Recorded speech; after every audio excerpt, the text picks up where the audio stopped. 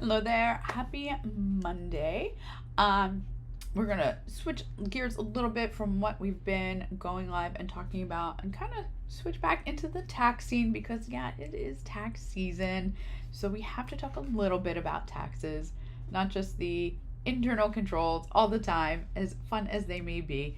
But we're gonna do like a little intro beginner's guide to real estate. We have a lot of clients in the real estate world. There's a lot of confusion out there when it comes to taxes in real estate, and I'm hoping that we can help you before you get too far down the line, and avoid some big problems. So I'm gonna hop in. Hi, I'm Beth Hogberger, CPA, CGMA, and today we're going to do a little beginner's guide to rental income. So, the first thing you have to understand, and this is super important, is that rental income is considered passive income by default, right? So, what does that mean? Well, if you have a W 2 job, say, or you own a business, you have what we call non passive income. Rental income, on the other hand, is considered passive. Now, they have different names, and I like to think of them as being in different buckets. Passive, non passive, they do not touch each other. They're in separate buckets, they don't wash out at all. So, if you're buying a rental property thinking, oh, if I have any losses, I can offset my income, that might not be true, right? And it happens a lot that someone comes in to do their taxes and they find out, oh, I had all these losses on my rental property. What happened? Where did that go? Why do I still owe so much tax? And the reason is that rental income is generally considered to be passive. Now, passive income is fantastic, but passive losses, on the other hand, most of the time don't offset your other non passive income. It ends up getting suspended, carried forward, and it can be used later. It's not gone forever, but it doesn't necessarily help you in that year. And that's a hard concept for a lot of people to understand. So, passive income is fantastic from a wealth building perspective, right? You're doing something where you're getting paid and you're not paying, you're not like having to work and spend your time because it's a rental property and it's just generating money in your sleep, right? Those are all fantastic, but it doesn't help you offset your W 2 income most of the time. There are exceptions, right? We'll talk about a couple of those. Now, the thing that is fantastic about rental income is I'm going to air quote it, it's sheltered, right? It's not like a tax shelter per se. That's not what I mean by that. But if you're earning income, rental income, and you've got expenses, you're allowed to take those expenses against that rental income, including things like depreciation.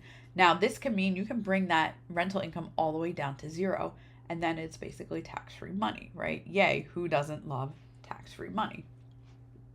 So, okay, what else can we talk about with kind of this beginner guide to rental? Let's see.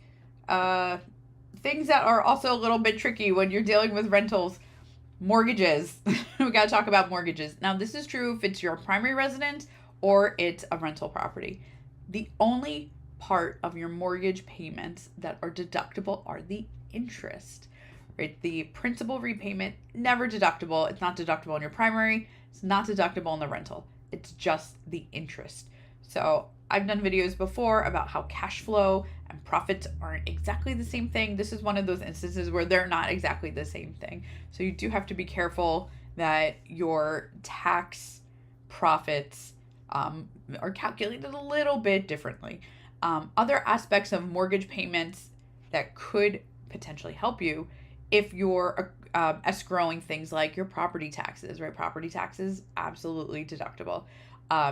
Any insurance, right? If you have like hazard insurance, property insurance, those are deductible on your rental properties. So you have to make sure that you're capturing all of your expenses. And a good CPA should review those expenses with you and ask you questions. I've had many times where clients come to do their taxes and they don't give me any insurance numbers. And especially here in Florida, I know you have property insurance. I know you're paying through the nose for it. It's expensive. Get that deduction, right? It's super, super important.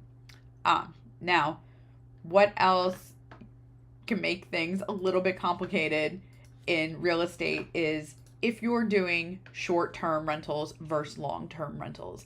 Now, the reason this matters is, remember before I was saying how rental income is passive, it doesn't offset your W-2, it doesn't offset your business income.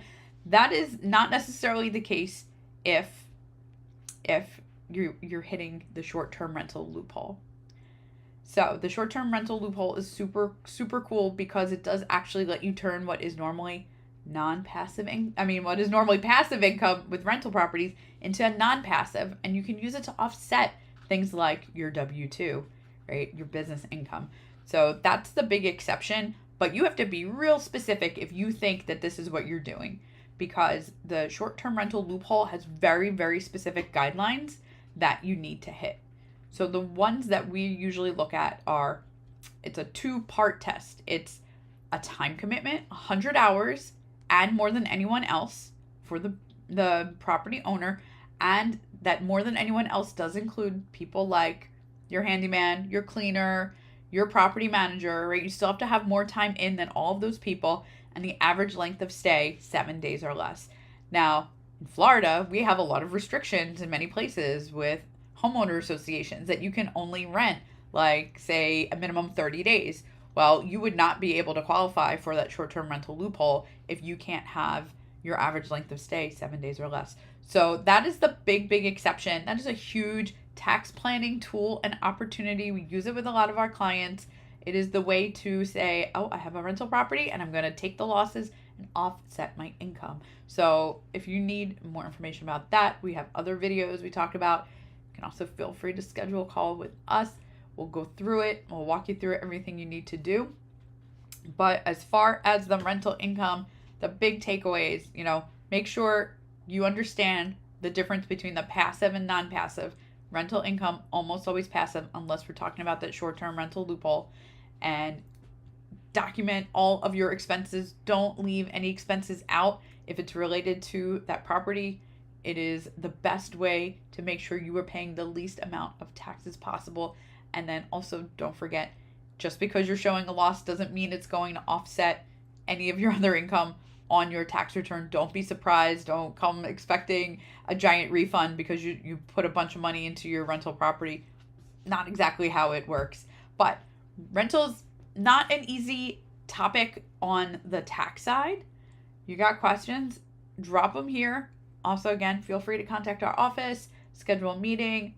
We do this all day, every day. It's not so confusing for us. We can walk you through it. We can help you get your taxes filed correctly and keep out problems with the IRS.